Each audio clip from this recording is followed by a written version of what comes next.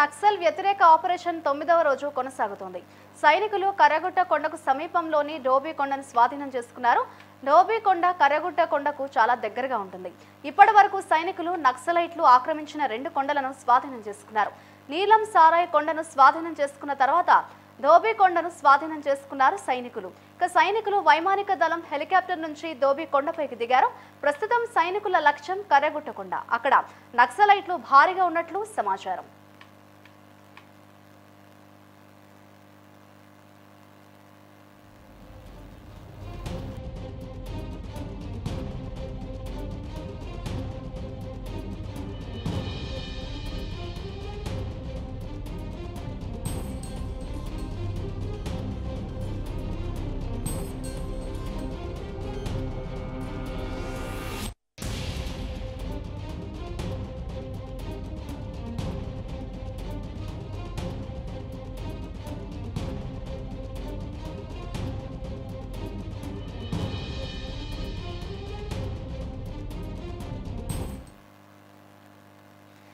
నక్సల్ వ్యతిరేక ఆపరేషన్ 9వ రోజు కొనసాగుతోంది. సైనికులు కర్రగుట్ట కొండకు సమీపంలోని డోబీ కొండను స్వాధీనం చేసుకున్నారు. ఇదే అంశంపై మరింత సమాచారాన్ని వరంగల్ నుంచి మా ప్రతినిధి స్వామి లైవ్ ద్వారా అందిస్తారు.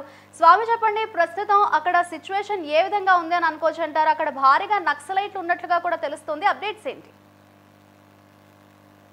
రైట్, ఇప్పటికైతే డోబీ కొండకైతే స్వాధీనం చేసుకునే నేపథ్యంలో కర్రెగుట్టలైతే ఇప్పటికీ ఆ బలగాలైతే ఎలిఫాళ్ల ద్వారా కూడా మొత్తానికి నక్సలైట్ ఏరివేతే లక్ష్యంగా కూడా ఇప్పటికే కర్రెగుట్ట చుట్టూ కూడా తీరుస్తున్న పరిస్థితి ఉంది. సరాయి కొండను కూడా స్వాధీనం చేసుకోవడానికి కూడా ఇవాళ బలగాలైతే మోహరించున్నాయని చెప్పుకోవచ్చు. ప్రస్తుతానికైతే కర్రెగుట్ట చుట్టూ కూడా ఆ కేంద్ర బలగాలతో కూడా మొత్తానికి ఆ మావోయిస్టులను ఏరివేతే లక్ష్యంగా కూడా చాలా వరకు కూడా చూస్తున్న పరిస్థితి కనపడుతుంది. ఎందుకంటే ఆ కర్రెగుట్ట కొండ ఇప్పుడు డోబీ కొండను కూడా స్వాధీనం చేసుకొని కూడా ఆ పోలీసులు అయితే పైచేయిగా అంటే బలగాలు అయితే పైచేయిగా సాధించినట్టుగా కూడా భావిస్తున్నారు. ఇప్పటికే ఆ కొండల పైన కూడా జాతీయ పతాకాన్ని కూడా త్రివర్ణ పతాకాన్ని కూడా ఎగరవేసి కూడా చాలా వరకు కూడా ఇప్పటికీ చూసుకోవచ్చు. మొత్తానికి అక్కడ నక్సలైట్ ఏరివేతే లక్ష్యంగా కూడా ఇప్పటికీ బ్లాక్ హిల్స్ మాత్రము చాలా వరకు కూడా ముట్టడించి కూడా ఇప్పటికీ ఆ నక్సలైట్ ఏరివేతే లక్ష్యంగా కూడా డోబీ కొండలను కూడా స్వాధీనం చేసుకొని కూడా ఇప్పటికే పోలీసుల పై చేయి సాధించడానికైతే చూస్తున్న పరిస్థితి కనపడుతుంది. ఇప్పుడు ప్రస్తుతానికైతే ఇక్కడ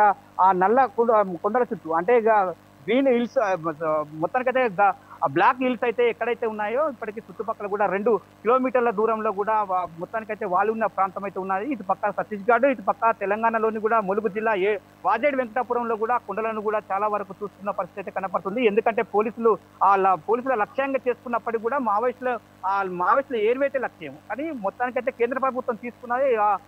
అమిత్ షా హోమ్ మినిస్టర్ కూడా ఇవాళ కర్రెగుట్ల చుట్టూ కూడా తిరగడానికి కూడా మొత్తం పోలీసు బలగాలు అయితే మోహరించున్నాయి. ఎక్కడ చూసినా కూడా చాలా వరకు కూడా పోలీసులే కనపడుతున్న నేపథ్యం ఉంటుంది. అదే విధంగా చూసుకుంటే 9 రోజుల పాటు ఇవాడికి నేటికి కూడా 10 రోజుల పాటు కూడా జరుగుతున్న పరిస్థితి ఉంది. ఎందుకంటే అక్కడ ఏజెన్సీ ప్రాంతాలు 9 రోజుల పాటు కూడా తినడానికి కూడా మంత్రులు తేవడానికి కూడా బయటికి వెళ్ళే పరిస్థితి ఉంది. ఇప్పటికే ఆదివాసీ గుడారాలు అయితే మంత్రి సీతక్కతో పాటు కూడా చాలా వరకు కూడా సీతక్కతోని అంటే వెల్లడించుకున్న పరిస్థితి ఉంది. ప్రజా సంఘాలతో కూడా నక్సలైట్ కాకార ఆపరేషన్ అని కూడా అడవిలో కూడా మొత్తం నిలిపివేయాలని చెప్పి కూడా ఇప్పటికే మంత్రి సీతక్క కూడా వినతి పత్రం ఇచ్చిన నేపథ్యంలో కూడా కర్రెగుట్ట చుట్టూ కూడా చాలా వరకు ఇప్పటికీ బలగాలైతే మోహరించి ఉన్నాయి. ఇప్పుడు ప్రస్తుతానికైతే ఆ సారాయి కొండను కూడా స్వాధీనం చేసుకున్నా కూడా ఇప్పటికీ ఆ డోబీ కొండను కూడా స్వాధీనం చేసుకోవడానికి అయితే పోలీసులు అయితే పై చేయి మెట్టుగా పోతున్న పరిస్థితి ఉంది. ఎందుకంటే ఎత్తైన కొండలు హిల్స్ అంటే లోతును చూస్తే 2 కిలోమీటర్ల దూరం కూడా ఎటు చూసినా కూడా పరిస్థితి చాలా వరకు కూడా దారుణంగా ఉంటున్న పరిస్థితి. అక్కడ ఆకురాలిన పరిస్థితి, ఇటు పక్క అక్కడికి వాటర్ దొరకని పరిస్థితి, ఇటు పక్క మరో పక్క కూడా 44 డిగ్రీస్ ఎండ ఉన్న తీవ్రత కూడా తట్టుకొని కూడా పోలీసులు ఎలిఫాళ్ల ద్వారా మావోయిస్టులు ఏరివేత లక్ష్యంగా ఆ తుపాకీ తూటలతో కూడా అడివంతా దద్దరిల్లుతున్న పరిస్థితి. ఈ తరుణంలో కూడా ఆదివాసీ గుడారాలు ఇప్పటికే కూడా బగ్గుమంటున్నాయి. ఇప్పటికీ తిండి లేక నీళ్లు లేక కూడా వాళ్ళైతే 10 రోజుల పాటు ఉపవాసంలో ఉన్న నేపథ్యంలో కూడా ఆ ఆదివాసీ గుడారాలు చేస్తున్నాయని చెప్పి కూడా ఇప్పటికే ములుగు జిల్లాలో కూడా ఆ నడి రోడ్డు పైన కూడా ధర్నా చేసిన పరిస్థితి ఉంది. ఇప్పటికీ చూసుకుంటే ఆ కర్రెగుట్టల చుట్టూ కూడా మరీ పోలీసులు కూడా ఎక్కడ మావోయిస్టు స్వరంగాలు ఏడా ఉన్నాయని చెప్పి కూడా శూన్యంగా కూడా పరిస్థితున్న పరిస్థితి కనపడుతుంది. స్టూడియో అయితే స్వామి, భారీ మొత్తంలో అటు నక్సలైట్లు ఉన్నారా అండ్ నక్సలైట్లతో అటు కేంద్ర ప్రభుత్వం శాంతి చర్చలు జరపండి అంటూ కూడా పలుమార్లు తెలంగాణ ప్రభుత్వానికి సంబంధించి అటు సీఎం రేవంత్ రెడ్డితో కావచ్చు అలాగే మంత్రులతో కూడా పలుమార్లు విన్నవించుకున్న నేపథ్యంలో అటు ఏమైనా శాంతి చర్చలు జరపలేదు. అండ్ ప్రస్తుతం రాబోయే పరిణామాలు ఏ విధంగా ఉంటాయని అనుకోవచ్చు అంటారు? అంటే సైనికులు ఆల్రెడీ ధోబీగొండను చుట్టుముట్టిన నేపథ్యంలో, అక్కడ నక్సలైట్లు భారీగా ఉన్న నేపథ్యంలో రానున్న పరిణామాలు ఏ విధంగా ఉంటాయంటారు?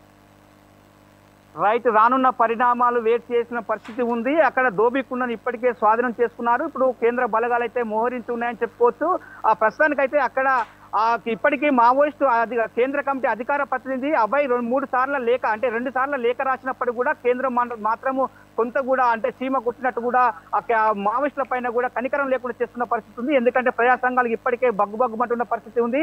అక్కడ పరిస్థితి అయితే మాత్రం తీవ్రతరంగా అడవి అంతా జల్లెడబడుతున్న నేపథ్యంలో ఆదివాసులు అయితే ఎక్కడి దూతని స్థితిలో ఉంది. ఎందుకంటే ఆకురాల్సే పరిస్థితి, తునికి పనులు ఏరుకొని ఇటుపక్క పరికి పనులతో పాటు తునికి పనులు, పాల పనులు, అదేవిధంగా తునికి కట్టలు కట్టి కూడా ఆదివాసులు అయితే జీవిస్తున్న నేపథ్యంలో అంటే శాంతి చర్చలకు సానుకూలం అని చెప్పి కూడా ఇప్పటికే ప్రజా సంఘాలు కోరినప్పటికీ కూడా తెలంగాణ రాష్ట్రంలోని రేవంత్ రెడ్డి సర్కారు కూడా సానుకూలం ప్రకటించినప్పటికీ కూడా మిగతా అంటే ఇటు మహారాష్ట్ర కావచ్చు, బీజాపూర్ కావచ్చు, మరోపక్క జార్ఖండ్ కావచ్చు, ఛత్తీస్గఢ్ కావచ్చు, తెలంగాణ అంటే ఆంధ్రప్రదేశ్ కావచ్చు, ఈ రాష్ట్రాలలో కూడా అంటే ముఖ్యమంత్రులు స్పందించాలి, కేంద్రానికి ఒత్తిడి తేవాలని చెప్పి కూడా ఇప్పటికే ప్రజా సంఘాలు కోరుతున్న నేపథ్యంలో ప్రజా సంఘాలతో పాటు కూడా కొంత మేధావి వర్గం కూడా ఇప్పటికీ సానుకూలం చేయాలి. ఎందుకంటే నక్సలిజం ప్రజా పోరాటాలను కూడా ప్రజాపాలనను కూడా కాపాడుకోవాలని చెప్పి కూడా పరిస్థితి ఉంది. ఎందుకంటే ఈ శాంతి చర్చలకు కేంద్ర ప్రభుత్వం ఎప్పుడు సానుకూలం ఇస్తుంది? మరి 2026 వరకు నక్సలైట్లే నిర్మూలన సంస్థగా పేర్కొన్న కేంద్ర ప్రభుత్వం ఇప్పటికీ నక్సలైట్ల పట్ల ఇంత కూడా చిత్తశుద్ధి లేకుండా కూడా వ్యవహరిస్తున్న తీరైతే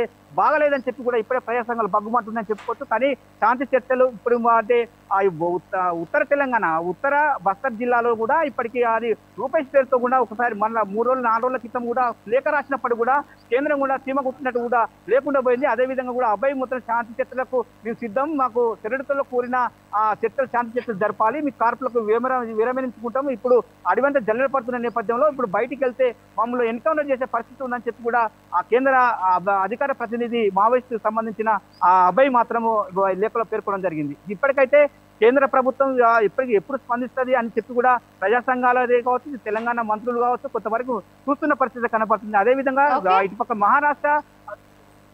రైట్, థ్యాంక్ యూ స్వామి.